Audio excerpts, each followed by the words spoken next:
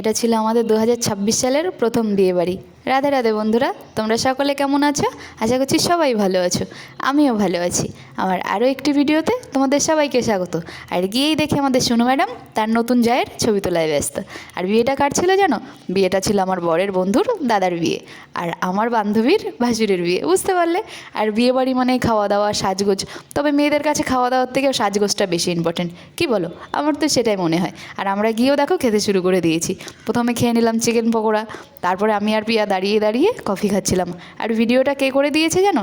ভিডিওটা করে দিয়েছে আমার ছেলে, মানে আমার সোনা পাপা। আর এদিকে আমার ছেলে কফি খাচ্ছে, আর এই যে আমাদের মনি ম্যাডাম। কী হয়েছে জানো? আমার বরেরও যাওয়ার কথা ছিল, তো না কাজে গিয়ে আটকে পড়েছে। ওই জন্য আমাদের ফোন করে বলে দিল তোমরা চলে যাও, আমি বোধহয় যেতে পারবো না। ওই জন্য বাবাইদা আর পিয়া এসে আমাদের আবার নিয়ে গিয়েছিল। আর খেতে বসেও দেখেছো আমাদের ভিডিও করতে হয়। আরে কী করবো বলো, ভিডিও করাটা আমাদের কাজ, আমার তো ভালো লাগে।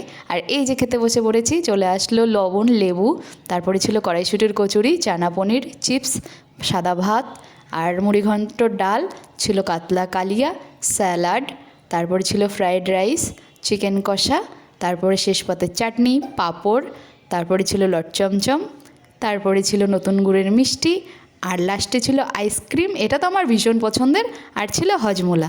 আর আমরা খেয়ে দিয়ে সোজা চলে এসেছিলাম বাড়িতে। আমার অবস্থা দেখো, এবার দেখো আমার খাটের অবস্থা। সাজতে গুজতে বেশ ভালো লাগে, কিন্তু গুছাতে একদম ভালো লাগে না, বিরক্তি লাগে।